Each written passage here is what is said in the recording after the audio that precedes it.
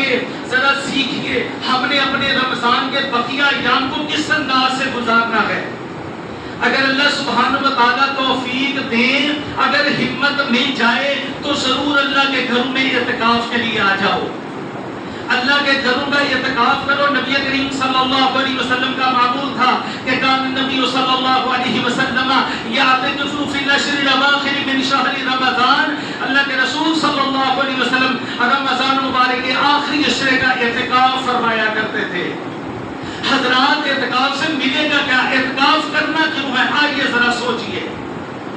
ہم سمجھتے ہیں گھر کے کام کاج سے فرصت چاہیے تو اعتکاف میں بیٹھ جاؤ،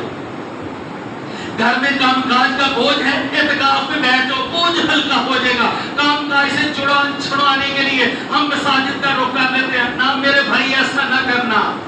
نبی پاک صلی اللہ علیہ وسلم نے اس بات کو پسند نہیں فرمایا۔ اور پھر ہمارے اعتکاف کا دوسرا معمول یہ ہوتا ہے، ہم سمجھتے ہیں اچھا میرا فلان دوست بھی تو اعتکاف میں بیٹھا ہے یا میری سہیلی اعتکاف میں بیٹھی ہے، اب مجھے بھی اعتکاف میں جانا ہوگا، ہماری ایک اچھی مجلس بنے گی، اچھی محفل بنے گی، آپس میں ایک دوسرے کو کمپنی اچھی دے سکیں گے، لہذا 10 دن مسجد میں یا 9 دن اعتکاف کی صورت میں گزارتے ہیں۔ میرے نبی کریم صلی اللہ علیہ وسلم نے اس بات کی سختی کے ساتھ مذمت بیان فرمائی۔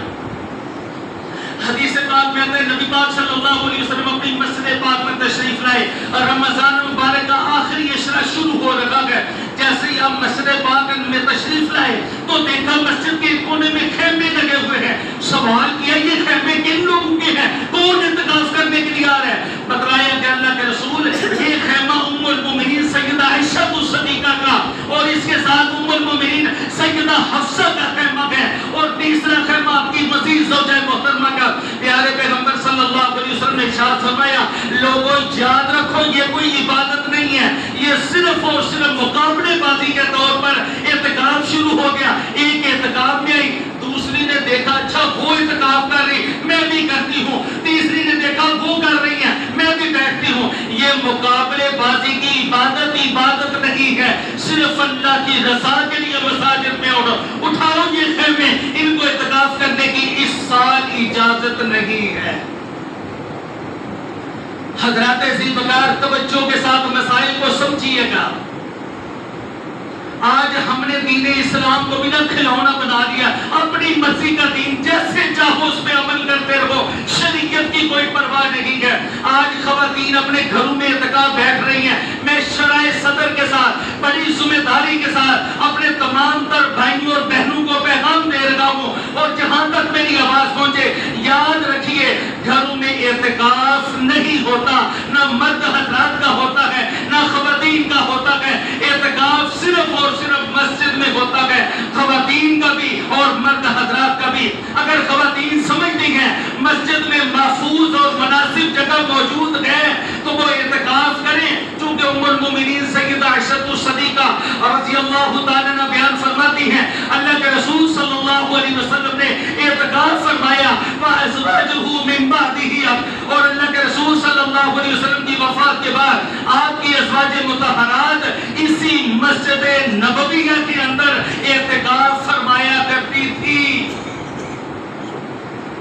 حضرات ذیبکار آج کہتے ہیں خواتین کو مسجد نہیں آنا چاہیے، مسجد میں اعتکاف کے لیے نہیں آنا چاہیے، ماحول سازگار نہیں ہے، حالات اچھے نہیں ہیں۔ حضرات اگر ماحول ٹھیک نہیں، حالات ٹھیک نہیں تو وہ گھر میں بیٹھے اپنی عبادت میں مصروف رہیں، لیکن اعتکاف نہ کریں۔ اگر اعتکاف کرنا ہے تو مسجد کی طرف آنا ہوگا جہاں پر ماحول اور حالات سازگار اور موافق اور بہتر ہوں، چونکہ نبی پاک صلی اللہ علیہ وسلم کی ازواج مطہرات مسجد نبوی کے اندر اعتکاف کر رہی ہیں۔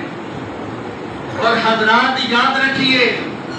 پیارے پیغمبر صلی اللہ علیہ وسلم کی ازواج مطہرات، آپ کی بیٹیاں، آپ کی اہل خانہ کی خواتین سے زیادہ مقدس تو بڑی دور کی بات ہے، ان جیسی تقدیس کا، تطہیر کا، پاکیزگی کا کائنات کی کسی عورت کے بارے میں تصور کرنا بھی حماقت ہے۔ کائنات کی پاکیزہ ترین خواتین ہیں اور وہ مسجد میں آ کر اعتکاف کرتی ہیں، تو خواتین نے اعتکاف کرنا ہے تو مسجد کی طرف آنا، مرد حضرات نے اعتکاف کرنا ہے تو مسجد کی طرف آنا۔ اللہ سبحانہ و تعالیٰ ارشاد فرماتے ہیں وَأَنْتُمْ عَاكِفُونَ فِي الْمَسَاجِدِ، لوگوں تم مسجدوں کے اندر اعتکاف کرنے والے ہو، اور یہ تمام تر کے لیے شرط ہے، مرد حضرات کے لیے بھی اور خواتین کے لیے بھی۔ حضرات زیبکار، آج ہم نے اعتکاف کے لیے اپنے آپ کو تیار کرنا ہے۔ ہم اللہ کے گھروں کی طرف اپنے آپ کو 9 یا 10 دن جو اللہ ہماری قسمت میں کرے گا، ہم نے اپنے آپ کو وقف کرنا ہے اعتکاف کے لیے۔ مطلب کیا ہوا کہ لوگوں، دنیا کے کام کاج ساری زندگی چلتے رہے، ہم سب کچھ کرتے رہے، کاروبار ملازمت سب کچھ چلتا رہا۔ آئیے یہ 10 دن اللہ نے دیے ہیں، اگر عبادات میں سستیاں ہو گئی ہیں، اللہ کو راضی نہیں کر سکے، آؤ اللہ کے گھر میں اعتکاف کی صورت میں ساری دنیا کو چھوڑ کر، اس کے کام کاج کو چھوڑ کر، بالکل الگ تھلگ ہو کر اللہ کے گھر میں آ کر ایک کونے کے اندر اپنا خیمہ لگا کر بیٹھ جائیے اور اپنے رب کو راضی کر لیجئے۔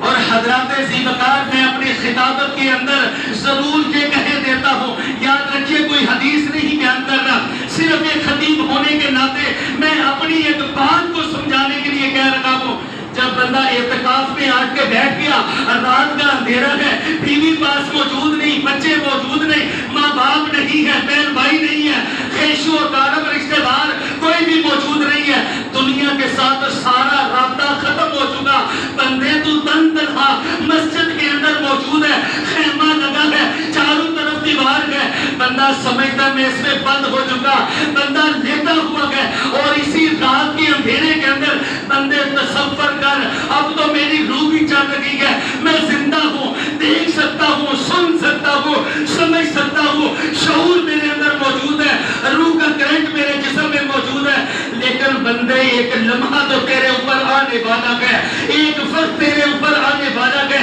یہی لمحہ ہوگا، یہی سما ہوگا، یہی چاروں دیواریں ہوں گی، لیکن بندے نہ تجھے بولنے کی طاقت ہوگی، نہ سننے کی ہوگی، نہ دیکھنے کی ہوگی، نہ تیرے اندر روح کا کرنٹ موجود ہوگا، اور تو اپنی قبر کے اندر بے بس اسی طرح لیٹا ہوا ہوگا۔ بندے نہ تجھے استغفار پڑھنے کی مہلت دی جائے گی، نہ اللہ سے معافی مانگنے کا موقع دیا جائے گا۔ بندے آجا اعتکاف میں لیٹ کر تصور تو کر، یوں سمجھ کہ میں اپنی قبر میں لیٹا ہوا ہوں، اور جب میں قبر میں لیٹ جاؤں گا پھر میرے لیے معافی مانگنے کا موقع ختم ہو چکا، استغفار کا وقت ختم ہو چکا، اللہ کو راضی کرنے کا وقت ختم ہو چکا۔ بندے اٹھ جا اسی لمحے، وضو بنا اور اللہ کے سامنے کھڑے ہو جا، رو رو کے اپنے رب سے دعائیں کر لے، اپنے رب کو راضی کر لے۔ اللہ بھول گیا تھا، اللہ میں بھول گیا، بڑی بھول ہو گئی، دنیا کے اندر مگن ہو گیا، نہ مجھے نمازیں یاد رہی، نہ قرآن پڑھنا یاد رہا، نہ اللہ تجھے یاد کرنا یاد رہا، نہ تجھے راضی کر سکا، لیکن اللہ اب تو آ گیا ہوں، اللہ اب تو آ گیا ہوں، اللہ اب تو مجھ سے راضی ہو جا، میں معافی مانگنے کے لیے اعتکاف میں آیا ہوں۔ بندے تصور کر، وہاں پر بھی کوئی نہیں ہوگا، یہاں پر بھی کوئی نہیں، لیکن وہاں پر تجھے مانگنے کے موقع نہیں دیا جائے گا، سوال نہیں کر سکے گا، وہاں پر صرف جواب دینا ہوگا، صرف جواب دینا ہوگا، صرف زندگی کا جواب دینا ہوگا۔ اور یہاں پر زندگی کی وہ تمام در سیاحیاں، وہ تمام در کوتاہیاں، وہ سارے گناہ، وہ سارے پاپ بندے جو تو نے کمائے، آجا اللہ سے معافی مانگ لے، اللہ سے استغفار کر لے، اللہ کو راضی کر لے۔ میرا اللہ کہتا ہے کہ جو مجھ سے توبہ کر لیتا ہے، معافی مانگ لیتا ہے، میں اس کے سارے گناہوں کو معاف کر دیتا ہوں۔ اللہ سے معافی کا کلم پھروا کے بندے اپنی زندگی کے سارے پاپ ختم کروا لے۔ آجا اعتکاف کر لے مسجدوں کے اندر، اللہ کو راضی کر لے۔ پیارے پیغمبر صلی اللہ علیہ وسلم کا معمول تھا، آپ صلی اللہ علیہ وسلم ہمیشہ اعتکاف فرمایا کرتے تھے، اور کبھی 20 دن کا اعتکاف اور بعد میں صرف 10 دن کا اعتکاف۔ اور آپ نے فرمایا لوگو تحروا لیلۃ القدر فی الوتر من عشر الاواخر، لوگو اس آخری عشرے کے اندر لیلۃ القدر کو تلاش کرو، عزت کی رات کو تلاش کرو، عظمت والی رات کو تلاش کرو، اور اپنی اللہ کو راضی کرو اس میں۔ حضرات، جو بندہ اعتکاف میں موجود ضرور لیلۃ القدر کو پا لیتا ہے، یقیناً لیلۃ القدر اسے مل جاتی ہے۔ بے شک اسے اندازہ ہو کہ لیلۃ القدر کون سی تھی، 21 سے لے کر 29 تک کون سی شب تھی، پتہ چلے یا نہ چلے، لیکن شب قدر کی عبادت اعتکاف کرنے والے بندے کو ضرور مل جاتی ہے۔ اور دیگر لوگ جو اعتکاف میں نہ بیٹھ سکیں وہ اپنے آپ کو ان راتوں کے لیے تیار کریں۔ رسول کریم صلی اللہ علیہ وسلم کا معمول دیکھتے ہوئے آپ راتوں کو بیدار ہوا کرتے تھے، اللہ کے حضور عبادت کے اندر وہ رات کا طویل ترین حصہ پیارے پیغمبر قیام کے اندر رکوع سجدے کے اندر گزار دیا کرتے تھے، اور صرف خود بیدار نہیں بلکہ اپنے اہل و جان کو بیدار کرتے، اور آپ فرمایا کرتے تھے کاش کوئی جائے اور ان حجرے والیوں کو جگا دے، مطلب میری بیویوں کو جگا دے اور ان کو بیدار کروائے، اٹھ جاؤ یہ شیطان کراتے ہیں اور انہی کے اندر شب قدر ہے، اٹھو اٹھ کے اپنے رب کو راضی کر لو، اللہ کو راضی کر لو، گناہوں کی معافی طلب کر لو، تحروا لیلۃ القدر، اور عصمت والی رات کو تلاش کرو۔ حضرات وہ عصمت والی رات کون سی؟ آئیے قرآن حکیم کو اٹھائیے، اللہ فرماتے انا انزلناہ فی لیلۃ القدر، لوگوں یہ تو وہ عصمت والی رات ہے جس میں رب نے اپنے قرآن کو نازل کیا تھا۔ حضرات اس شب کی یہ بہت بڑی عظمت، بہت بڑی عظمت اور کمال کی عظمت کہ اللہ نے اپنے قرآن کے نزول کے لیے اس شب قدر کا اہتمام کیا اور اس میں اپنے قرآن کو اللہ سبحانہ و تعالی نے نازل کیا۔ یہ شب قدر کی بہت بڑی عظمت ہے، اگر اور کچھ بھی نہ ہو تو اس کی عظمت کے لیے یہی کافی ہے کہ اس میں اللہ کا قرآن نازل ہو رہا ہے۔ اور پھر اللہ سبحانہ و تعالیٰ ارشاد فرماتے ہیں کہ لوگوں جب ہم نے اس رب کے شب کے اندر قرآن کو نازل کیا تو اب شب کی عظمت کیا ہے؟ لیلۃ القدر خیر من الف شہر، لوگوں ہزار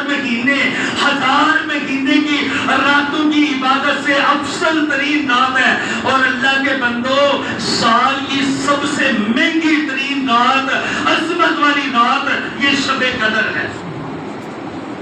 اس جیسی رات نہ آپ کی زندگی کے اندر موجود ہے، اور اس جیسی عظمت والی رات پورے سال کے اندر بندے کو کسی صورت میں مل نہیں سکتی۔ اور بھائیو یہ عظمت والی رات اتنی عظمت والی ہے کہ اللہ سبحانہ و تعالیٰ ارشاد فرماتے ہیں تنزل الملائکۃ والروح، آسمان سے جبرائیل بھی آئیں گے، فرشتے بھی آئیں گے، وہ سارے کے سارے زمین پر اتر آتے ہیں، اور یہ ساری رات امن والی، سکون والی اللہ سبحانہ و تعالیٰ کی طرف سے ہوتی ہے، جس میں اللہ سبحانہ و تعالیٰ عام معافی کا اعلان کرتے ہیں، اور جو کوئی رب سے معافیہ مانگ رہا ہو اللہ اس کے لیے عام معافی کا اعلان کرتے ہیں۔ بندے جو آج تک تیرا قصور معاف نہیں ہوا، وہ گناہ تیرے کھاتے میں لکھا ہوا موجود ہے، وہ جو تجھے زندگی کا کوئی گناہ تڑپا لگا گئے کہ مجھ سے فلاں گناہ ہو گیا، ہائے افسوس میری زندگی کے اندر فلاں پاک بھی موجود ہے،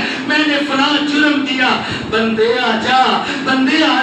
رب کے سامنے جھکنے کا وقت ہے، رب سے مانگنے کا وقت ہے، آجا بندے اس شب کے اندر قیام کرتے ہوئے اللہ کے سامنے صرف رونے والی شکل ہی بنا لے، اور رونا نہیں آتا رونے والی شکل بنا کے آجا، اللہ اسی رونے والی شکل کو دے کر سارے تیرے قصور اور پاپ معاف کر دیں گے۔ اللہ کے بندوں ہم نے کرنا کیا ہے اس شب کے اندر؟ جو ہمارے ہاں معمول بن چکا ہے نا، کب شب کا ایک وسیع دور چلتا ہے، بھائیو اس شب کو برباد نہ کرو، اس کو ضائع نہ کرو، بڑی قیمتی رات ہے جو اللہ نے انعام کے طور پر اس امت کو عطا فرمائی، اپنے انعام کو برباد نہ کرو، اس کی قدر کرو، اس کی قدر کرو، یہ بہت بڑا انعام ہے میرے رب کی طرف سے اس امت کے لیے، اس انعام کی قدر کرو۔ جو بندہ اس شب میں عبادت کرے، ام المومنین سیدہ عائشہ صدیقہ رضی اللہ تعالیٰ نے سوال کیا اللہ کے رسول مجھے شب قدر مل جائے تو تو میں رب سے کیا مانگوں؟ فرمایا عائشہ رب سے سوال کرنا، اللہم انکا عفو کریم تحب العفو فاعف عنی، اے اللہ تو بڑا ہی کریم ہے، اللہ تو معاف کرنے والا ہے، معافی کو پسند کرتا ہے، فاعف عنی، اللہ میں تیرا بندہ حاضر ہو گیا ہوں، فاعف عنی، اللہ تو مجھے معاف کر دے۔ اپنے رب سے معافی مانگو اس شب کے اندر، اور بھائیو اس دعا کو یاد کرو اور اپنی سب تاج راتوں میں قیام کا اہتمام کرو۔ یہ جلسے، یہ جلوس، یہ دروس، یہ کھانے پینے کے پروگرام، اللہ کے بندو یہ شب ضائع نہ کرو۔ آج ہمارے اعتکاف والوں کا بھی اعتکاف بڑا عجیب ہے، رات بھر جاگنا ہے تو رات بھر جاگنا کیسے ہے؟ بڑے بڑے پروگرام اور منصوبے، اور بھائیو اس سے اعتکاف کا حقیقی ثواب بھی متاثر ہوتا ہے اور وہ رات بھی ضائع ہو جاتی ہے۔ اللہ کے بندو اگر تھکاوٹ اور رکاوٹ ہے تو تھوڑی دیر آرام کر لو، کس نے کہا ہے ساری رات جاگو؟ آئیے حدیث پاک کو اٹھائیے، پیارے پیغمبر صلی اللہ علیہ وسلم نے اپنے صحابہ کرام کو رمضان مبارک کی 23ویں شب میں قیام کروایا، پھر چلیں گے 25ویں شب میں پھر قیام کروایا، اور نصف رات سے قیام تجاوز کر رہا تھا، آپ نے قیام ختم کر دیا۔ راوی حدیث سیدنا ابو ذر رضی اللہ تعالیٰ کو حاضر ہوئے، کہا اللہ کے رسول ہے آج 25ویں شب ہے، تاج رات ہے، اور آپ قیام کروا رہے تھے، سبحان اللہ، جہاں پر امام تراوی جناب محمد رسول اللہ صلی اللہ علیہ وسلم کی ذات ہو، نماز وہ پڑھائیں، قرآن کی تلاوت وہ کریں، نماز وہ پڑھا رہے ہو، قیام کروا رہے ہوں، لوگوں کو لذت اور سکون کیسے نہ آئے؟ سیدنا ابو ذر کہنے لگے اللہ کے رسول اتنا سکون محسوس ہو رہا تھا اور جی چاہتا تھا کہ ساری رات ہی اسی طرح قیام میں گزارتے، آپ تلاوت کرتے رہے، ہم سنتے رہے۔ اللہ کے رسول آپ نے قیام مکمل کروا دیا، ساری رات قیام کرواتے، بہتر تھا۔ پیارے پیغمبر صلی اللہ علیہ وسلم نے ارشاد فرمایا سنو، من قام مع الامام حتی ینصرف کتب لہ قیام اللیل، جو بندہ اپنے امام کے ساتھ قیام میں کھڑا ہو جائے، نماز تراوی میں امام کے ساتھ کھڑا ہو جائے، اور جب تک امام نماز تراوی پڑھاتا رہے، فطر پڑھاتا رہے، امام کے قیام مکمل کرنے تک امام کے ساتھ شامل رہے، امام قیام مکمل کرتے، اس نے بھی مکمل کر دیا، فرمایا کتب لہ قیام اللیل، اللہ اسے